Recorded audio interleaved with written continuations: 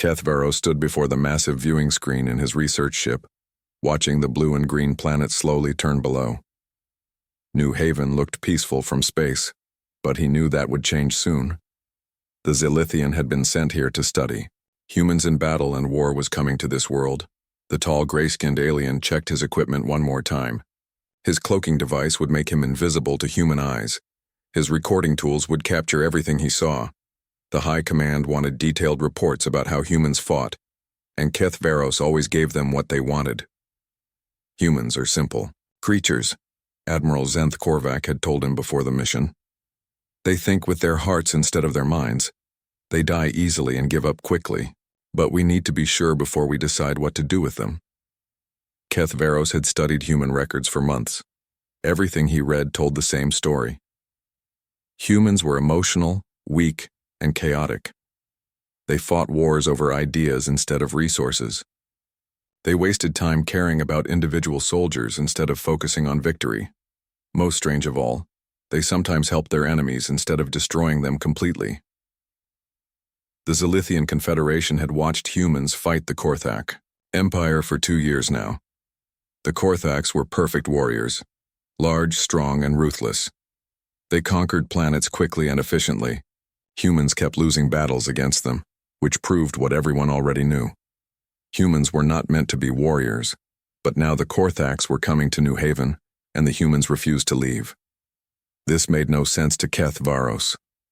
Logic said they should run away and save their lives. Instead, they were staying to fight an enemy that would certainly destroy them. The alien transport beam carried Kethvaros down to the planet's surface.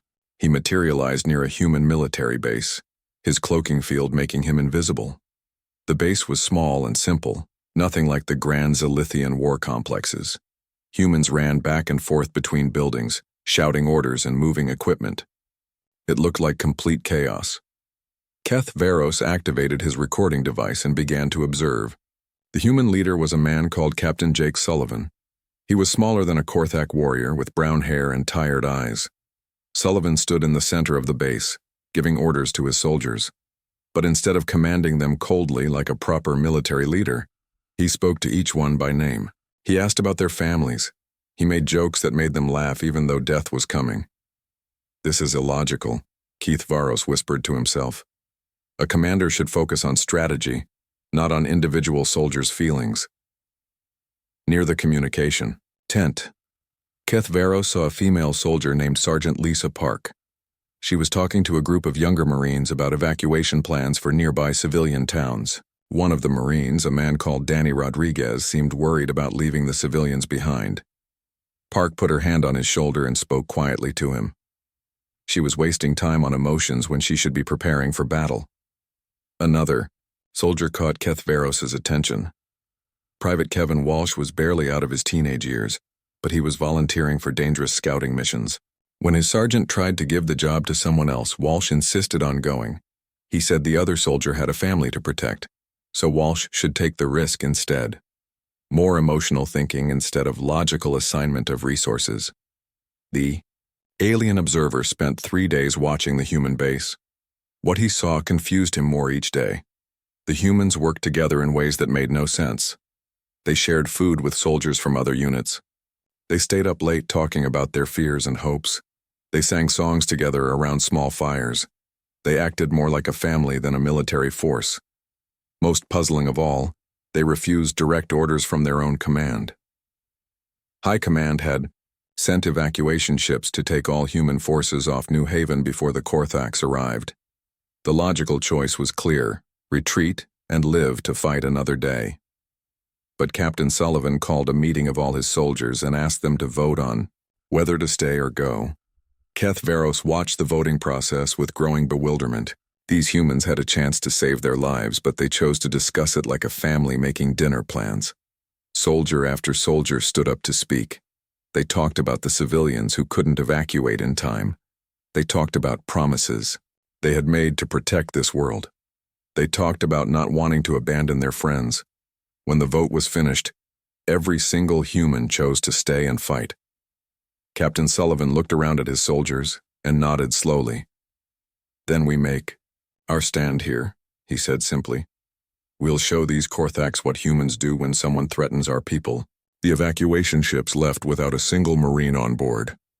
Keth Varos recorded this moment carefully. His superiors would need to see proof that humans really were this irrational. No logical species would choose certain death over tactical retreat. As night fell on the third day, warning sirens began to sound across the base. Long-range sensors had detected the Korthak fleet approaching New Haven. The enemy would arrive within hours, bringing thousands of their best warriors to crush the few hundred humans on the planet. Keth Varos expected panic. He expected the humans to finally realize their mistake and try to escape. Instead, he watched something that chilled him to his core. The humans became calmer as danger approached. They moved with new purpose, checking weapons and reviewing plans with quiet determination. They hugged each other goodbye, not as soldiers following orders, but as family members protecting their home. Captain Sullivan gathered his troops one final time before the battle. "We all know what's coming," he told them. "The Korthaks think we'll break and run when we see their ships. They think we're weak because we care about each other. They're about to learn something new about humans." The soldiers cheered, but it wasn't the wild shouting of warriors seeking glory. It was the steady, determined sound of people who had made their choice and would not change their minds. They were going to fight not because they thought they could win, but because they believed protecting others was worth dying for. As the first Korthak ships appeared in the night sky above New Haven, Keth Varos began to feel something he had never experienced before. For the first time in his long life, the logical, emotionless Ilithian was afraid, not of the coming battle, but of what these strange, caring humans might be capable of when someone threatened what they loved. The war for New Haven was about to begin, and nothing would ever be the same. The Korthak bombardment began at dawn. Massive ships hung in the sky like dark clouds, raining fire down on human positions. Keth Varos watched from his hidden position as explosions shook the ground and buildings collapsed into rubble. The attack was overwhelming, precisely calculated to break enemy morale in the first few minutes of battle. Any reasonable species would surrender immediately. The Korthaks were twice the size of humans, with thick armor-like skin and weapons that could cut through steel. Their ships carried enough firepower to turn the entire planet into glass. Against such an enemy, resistance was not just futile, it was insane. But the humans did not surrender. Instead, they did something that made Keth Varos question everything. He thought he knew about warfare. Captain Sullivan's voice crackled over the radio to all human positions. "Remember what we practiced, people. Small teams, stay mobile, make them work for every inch. We're not trying to stop them. We're trying to make them bleed for what they take." The human base dissolved like smoke. Instead of forming defensive lines like proper soldiers, the Marines scattered into tiny groups. Sergeant Park led 8 soldiers toward the hills east of town. Corporal Rodriguez took 6 more toward the river. Private Walsh disappeared into the forest with just 2 companions. To Keth Varos, it looked like complete military collapse. Then the Korthak ground forces landed, and the alien observer saw something that changed his understanding of warfare forever. The first Korthak unit was a full company of their best warriors. 200 massive aliens armed with plasma weapons and energy shields, advancing in perfect formation toward what remained of the human base. They expected to find broken defenders hiding in ruins. Instead, they found nothing but empty buildings and silence. The attack came from everywhere and nowhere at once. A Korthak squad leader fell to a sniper shot from a hill half a mile away. Before his companions could react, explosions erupted under their feet from hidden mines. As they spread out to avoid the traps, human voices began shouting from the forest in perfect Korthak language, giving false orders that sent different units marching in circles. Keth Varos followed the battle through his sensors, trying to understand what he was seeing. The humans weren't fighting like soldiers. They were fighting like hunters stalking prey, using every advantage their knowledge of the terrain could give them. In the eastern hills, Sergeant Park's team had set up what humans called an ambush. But it wasn't like any ambush in Keth Varos's military database. When the Korthaks found their position and attacked in overwhelming numbers, the humans didn't try to hold their ground. Instead, they fought just long enough to hurt the enemy. then melted away through paths only they knew existed. The alien observer watched one Marine, a young woman named Beth Carter, stay behind to cover her team's retreat. She was wounded and outnumbered 10-1, but she kept firing until her ammunition ran out.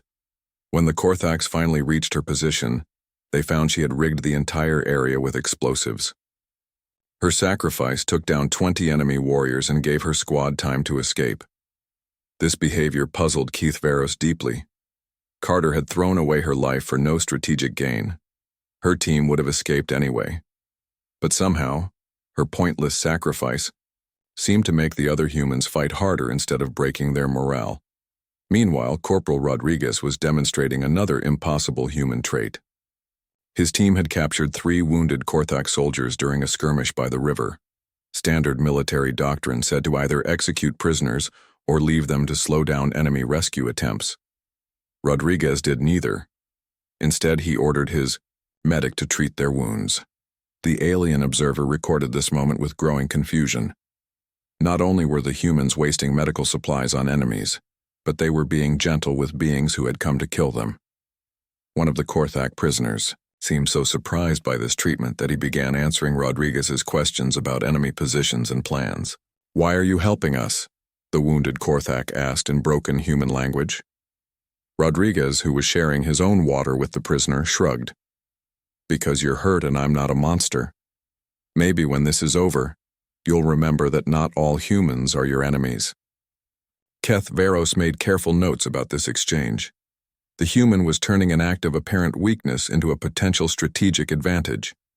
By showing mercy, he was planting seeds of doubt in enemy minds about human nature. It was completely illogical, yet somehow effective. But it was Private Walsh who showed Keith Veros the most terrifying aspect of human warfare. The young Marine had been cut off from his team during the retreat from the eastern hills. Wounded and alone, he had taken shelter in a collapsed building surrounded by 50 Korthak warriors. Any rational being would surrender or try to hide until the enemy moved on. Walsh did something else entirely. He began making noise, banging on metal pipes, shouting in Korthak language, and setting off small firecrackers he carried in his pack. To the approaching enemies, it sounded like a large force preparing for battle. Keith Veros watched in amazement as Walsh convinced an entire Korthak company that they were walking into a trap. Using nothing but sound effects and psychology, one wounded human made 50 trained warriors so nervous that they called for reinforcements before advancing. When they finally entered the building, they found only Walsh and a collection of simple noisemakers. But Walsh wasn't finished. Even captured and bleeding, he continued his psychological warfare. He told his captors that human reinforcements were already on the way from orbit. He described fictional weapons that could track Korthak thoughts. He spoke with such confidence about human capabilities that some of his guards began looking nervously at the sky. "You don't understand what you're fighting," Walsh told his captors. "Humans don't just use weapons. We use everything. Your fears, your doubts, your own thoughts against you. You can kill us, but you can't stop us from getting inside your heads." The Korthak commander struck Walsh across the face, but Keith Veros could see uncertainty in the alien's eyes. The human's words were working. Even as a prisoner, Walsh was damaging enemy morale simply by being confident and unafraid. As the first day of battle ended, Keith Veros reviewed his recordings with growing unease. The humans had lost every direct engagement. Their base was destroyed, their forces scattered, and many of their soldiers were dead or captured. By every logical measure, they were defeated. Yet somehow the Korthak seemed frustrated and confused, rather than victorious. They had expected a quick conquest and instead found themselves fighting shadows. Every time they advanced, humans appeared behind them. Every victory cost them more than they expected. Every prisoner they took seemed to know things that made them doubt their mission. Most disturbing of all, the humans showed no signs of giving up. Radio intercepts revealed that Captain Sullivan was already planning the next day's operations from a hidden command post deep in the forest. Sergeant Park was reorganizing scattered teams into new fighting units. Even captured Marines like Walsh continued to resist through psychological warfare. Keith Veros tried to make sense of what he had observed. These humans were fighting a completely different kind of war than anything in his experience. They weren't trying to hold territory or destroy enemy forces through superior firepower. Instead, they were fighting to make their enemies afraid, confused, and uncertain. They used their own apparent weaknesses as weapons. Their emotional attachment to each other made them fight harder when their friends were hurt. Their care for prisoners created doubt in enemy minds. Their willingness to sacrifice for others inspired acts of incredible bravery that no logical cost-benefit analysis could explain. As Keth Varos prepared his report for the day, he realized something that chilled him to his core. The humans weren't losing this battle. They were changing the rules of what battle meant, and if they could do that against the mighty Korthak Empire, what might they be capable of against other enemies? For the first time since arriving on New Haven, the logical Zalithian began to wonder if studying humans in battle had been a mistake. Some things, he was beginning to suspect, were too dangerous to observe too closely. 3 days after the Korthak invasion began, Keth Varos discovered something that made him question everything he thought he knew about warfare, civilization, and the nature of intelligence itself. Following human radio signals deep underground, the alien observer found himself in a vast network of tunnels beneath New Haven's capital city. What he saw there defied every logical principle his species held sacred. In just 72 hours, the scattered human forces had built an entire underground civilization. The tunnels connected natural caves, old mining shafts, and drainage systems into a complex that stretched for miles beneath the city. But this wasn't just a hiding place.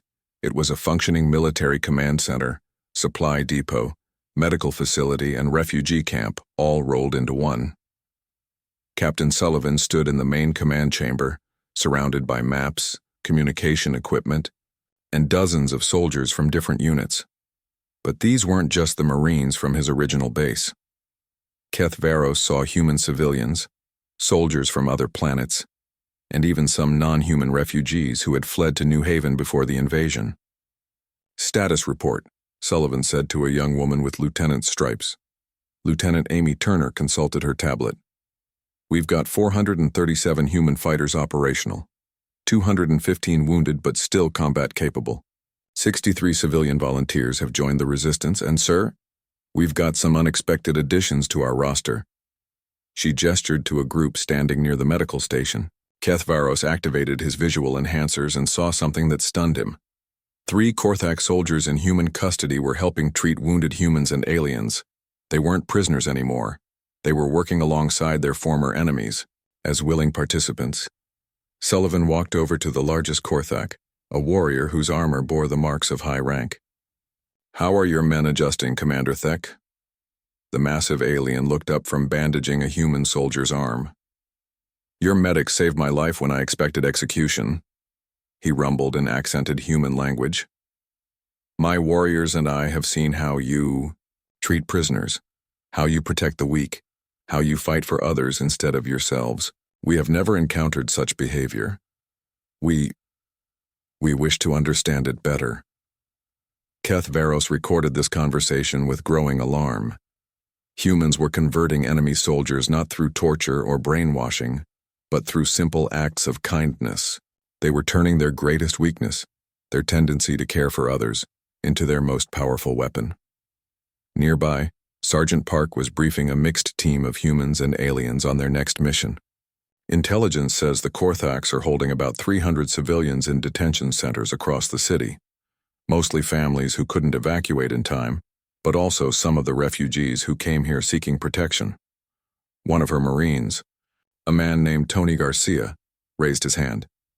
"Sarge, some of those refugees aren't even human. Why are we risking our lives for aliens we barely know?" Park's expression grew hard. "Because they came to us for help, Garcia. They trusted humans to protect them, and we don't break that trust. Ever. Anyone under our protection gets the same care we'd give our own families." The alien observer listened to this exchange with growing horror. The humans weren't just protecting their own species. They were extending their protective instincts to any being they considered innocent or vulnerable. This behavior made no evolutionary sense. Resources should be conserved for one's own group, not wasted on genetic strangers. But then Keth Varos witnessed something that shattered his understanding of military logic entirely. Corporal Rodriguez returned from a reconnaissance mission with intelligence about one of the detention centers. The facility held mostly alien refugees, beings whose homeworlds had been destroyed by the Korthax years before the war reached human space.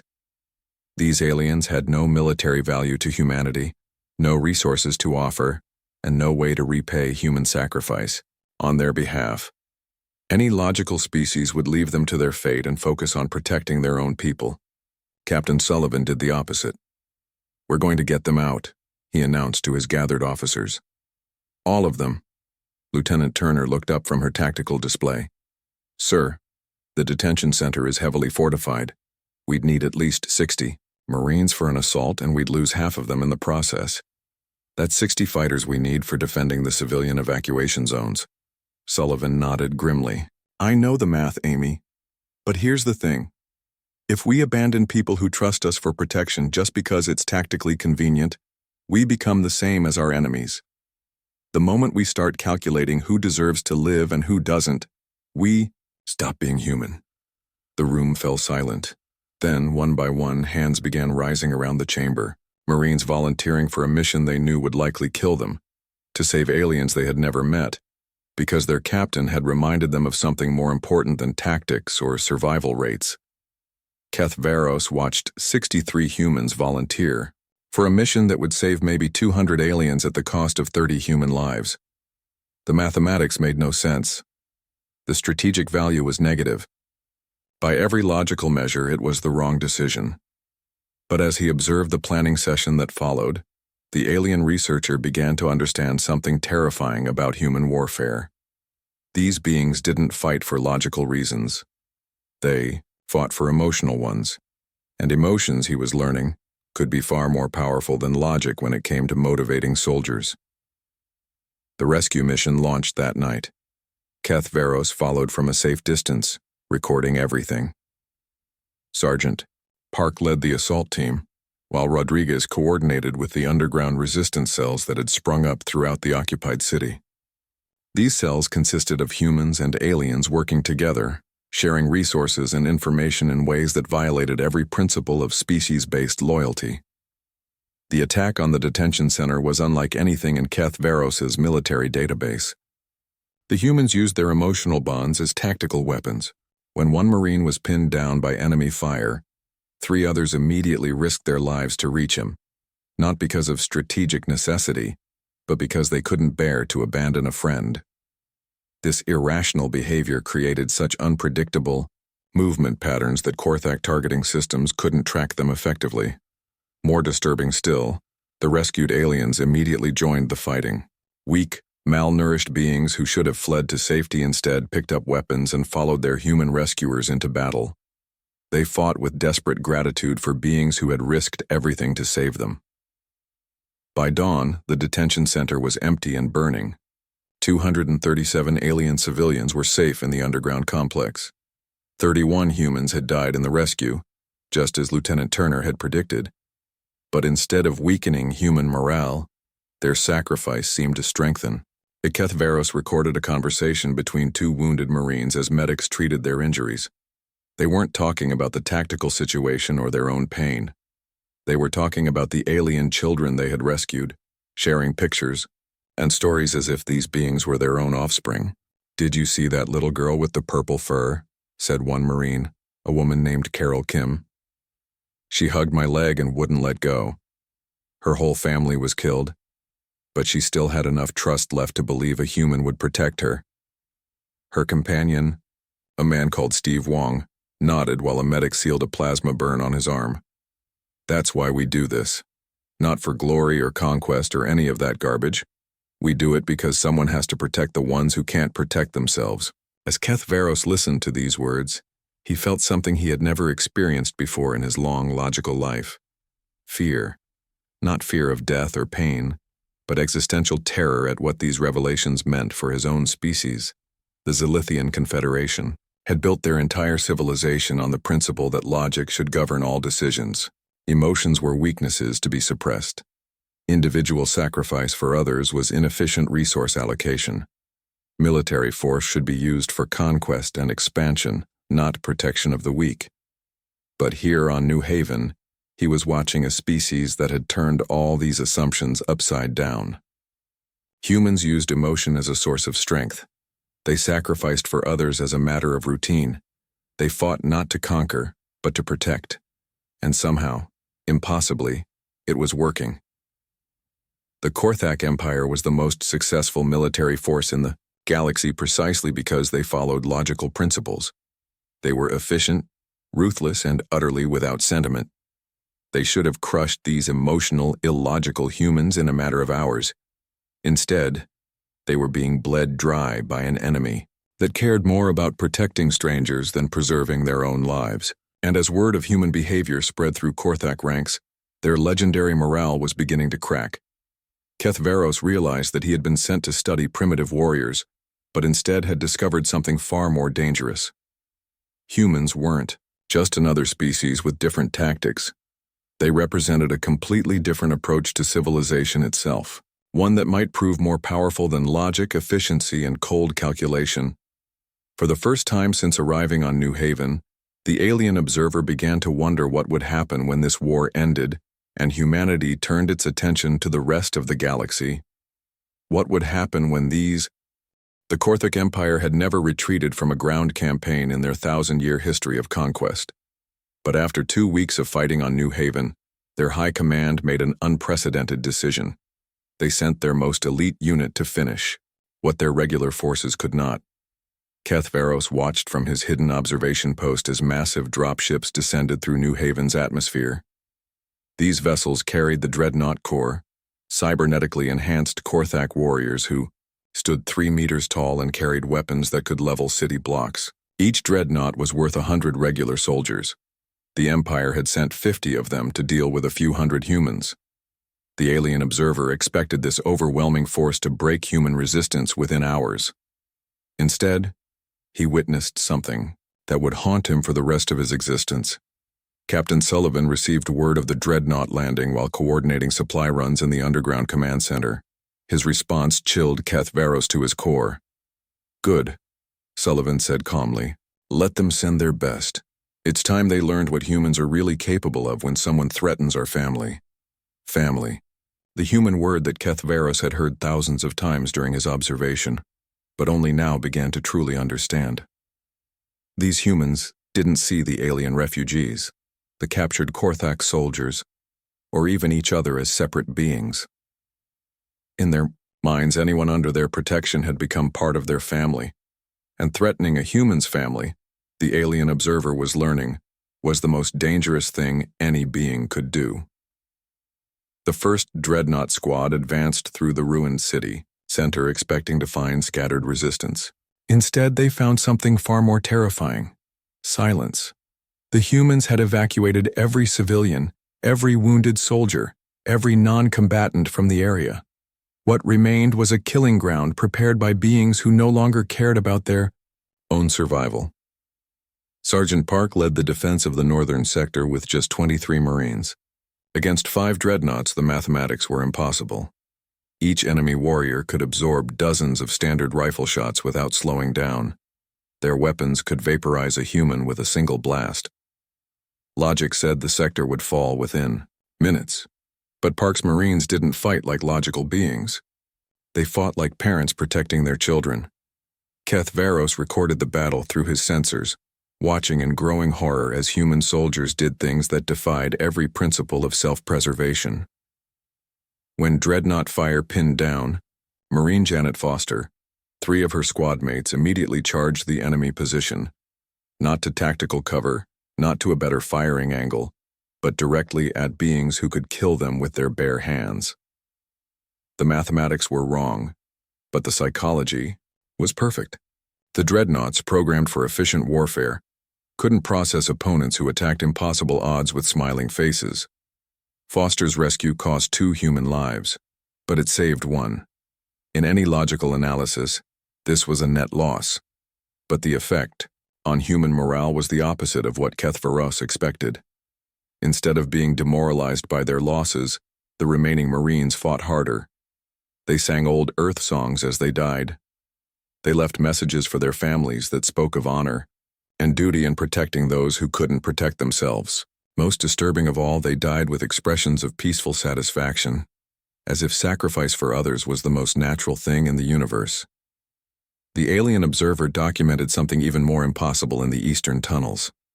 Corporal Rodriguez had been cut off with 8 Marines when dreadnoughts collapsed the main access routes.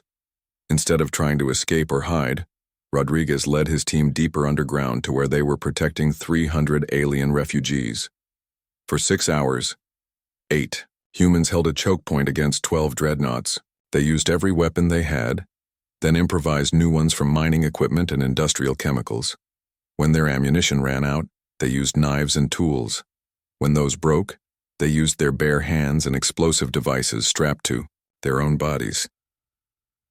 Keth Veros watched Marine Paul Jackson hug a dreadnought while triggering a grenade, taking the massive warrior down with him. He recorded Corporal Lisa Chang using her own body to shield a wounded alien child from plasma fire, dying with a smile because she had saved an innocent life. These weren't the actions of soldiers following orders. These were the actions of beings who had found something worth dying for. When the tunnels finally fell, Rodriguez was the last human standing. Surrounded by the bodies of his team and facing 3 surviving dreadnoughts, he should have surrendered. Instead, he activated the tunnel's emergency collapse system. His final words, transmitted over the radio for all to hear, were not a cry of despair but a message of defiance. This is Corporal Danny Rodriguez, United Earth Marines. If anyone finds this recording, tell the Corps we held the line. Tell the refugees we kept our promise. And tell the Korthox that humans don't break when you threaten our family. We get stronger. The tunnel collapse killed Rodriguez and the 3 dreadnoughts, but it saved every civilian in the complex. 300 alien beings lived because 8 humans chose to die protecting them. The mathematics made no sense. The strategic value was questionable, but the psychological impact on both human and Korthak forces was devastating. Word of Rodriguez's last stand spread through the human resistance network within hours. Marines who had been falling back began advancing again. Civilian volunteers picked up weapons and joined combat units. Most troubling of all for the Korthak command, some of their own regular soldiers began questioning orders. Keth Varos intercepted Korthak communications reporting morale anomalies among troops who had witnessed human behavior. Warriors who had conquered dozens of worlds without hesitation were now asking their commanders why they were fighting beings who died to protect strangers. The breaking point came in the city's central plaza, where Captain Sullivan made his final stand.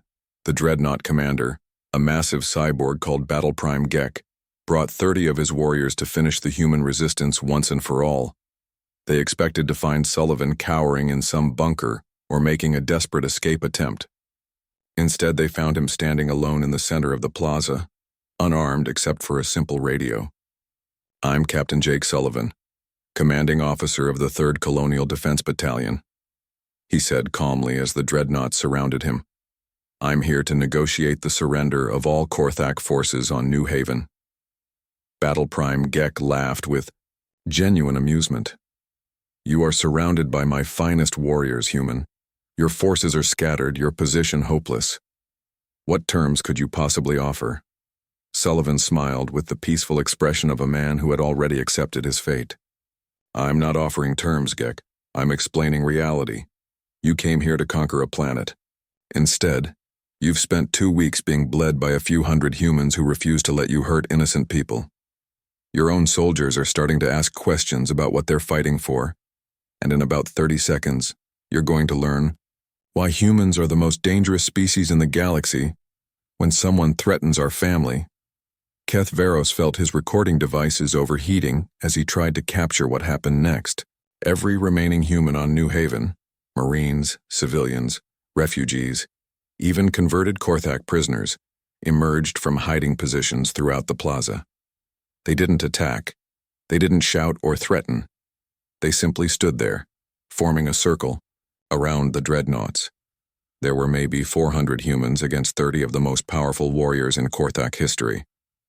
The mathematics should have favored the dreadnoughts, but mathematics, Keth Varos was learning, meant nothing when dealing with beings who fought for love instead of conquest. The humans began to sing, not a war song or battle cry, but something soft and sad that spoke of homes far away and people they would never see again. As their voices rose together, Kith Varos saw something impossible happen. Some of the dreadnoughts lowered their weapons. "We didn't come here to die fighting you," Sullivan continued, his voice carrying clearly over the singing. "We came here to protect people who couldn't protect themselves. Our own people, refugees from your wars, even some of your own soldiers who decided they didn't want to be killers anymore. We've done that. Whatever happens to us now, we've kept our promise." Battle Prime. Gek raised his massive weapon, targeting Sullivan's chest. "Your noble words change nothing, human. You are still my enemy." Sullivan nodded peacefully. "Yes, we are. Because you threaten innocent people, and humans can't allow that. But here's what you need to understand, Gek. Killing me won't stop us. Killing all of us won't stop what we've started. Because now the galaxy knows that someone is willing to fight for them. Someone who cares more about protecting others than preserving their own lives." The dreadnought commander hesitated, and in that moment of uncertainty, Keth Varos understood the true horror of what he was witnessing. The humans had already won, not through superior firepower or tactical brilliance, but through something far more dangerous. They had proven that there was an alternative to conquest and subjugation. They had shown that beings could choose to protect instead of destroy.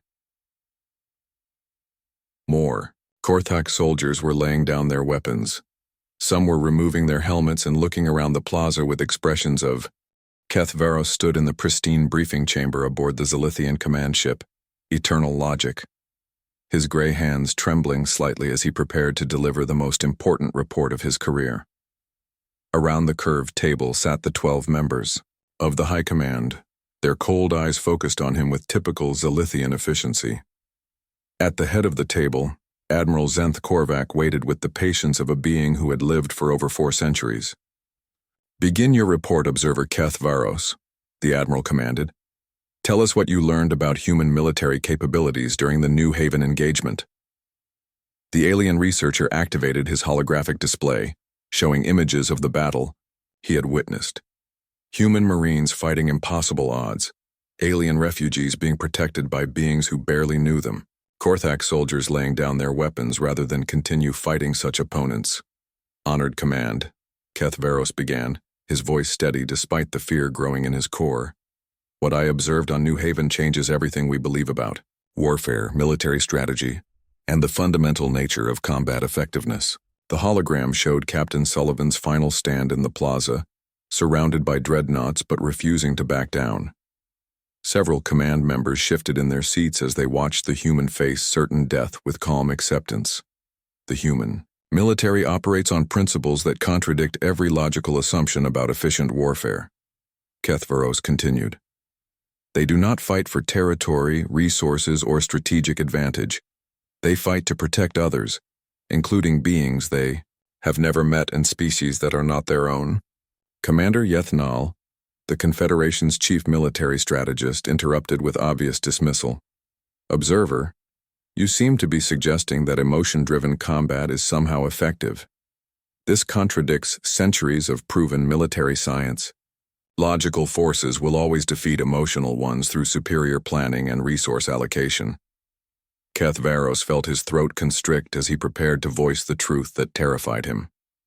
"Honored Commander, the humans defeated the Korthak Dreadnought Corps. The Korthaks have withdrawn from New Haven completely. This is the first time in their history that they have retreated from a ground campaign." Silence filled the chamber. The Korthak Empire was known throughout the galaxy for their logical, efficient approach to warfare. They calculated victory conditions, applied overwhelming force, and conquered planets with mathematical precision. The idea that such a force could be defeated by emotional, irrational humans was unthinkable. Admiral Zenth Korvac leaned forward, his ancient eyes narrowing. "Explain this impossibility, Observer. How did a few hundred primitive humans defeat the galaxy's most effective military force?" The holographic display shifted to show the underground tunnel network where human forces had operated. Keth Varos gestured to the complex web of interconnected chambers and passages. The humans created a resistance network that violated every principle of military hierarchy, he explained. Soldiers from different units worked together without formal command structure.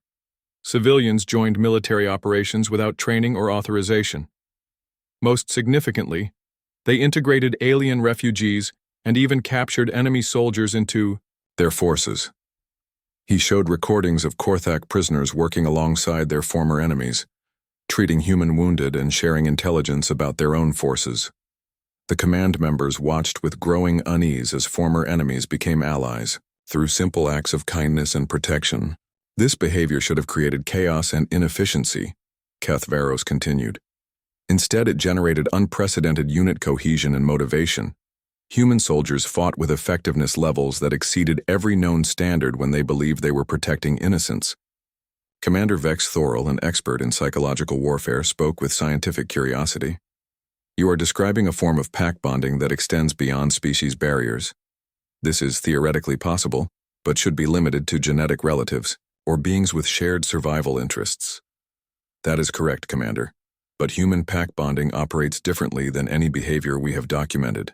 They extend protective instincts to any being they perceive as innocent or vulnerable, regardless of species, genetic relationship, or potential benefit to themselves.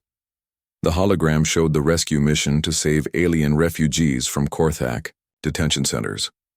Command members watched in stunned silence as humans sacrificed their lives for beings they had never met, beings who could offer nothing in return except gratitude.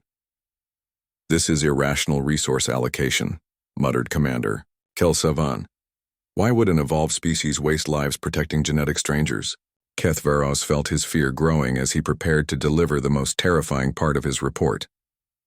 Because, honored command, human warfare is not about resource allocation or territorial conquest. It is about protection of what they consider family, and their definition of family includes anyone they believe deserves to live in safety. He showed the final battle recordings, where Captain Sullivan faced the Dreadnought Corps with calm acceptance of death. The command members watched as humans chose to die singing rather than abandon their principles. Observe their final moments, Keth Varos said quietly. They are not afraid. They are not broken.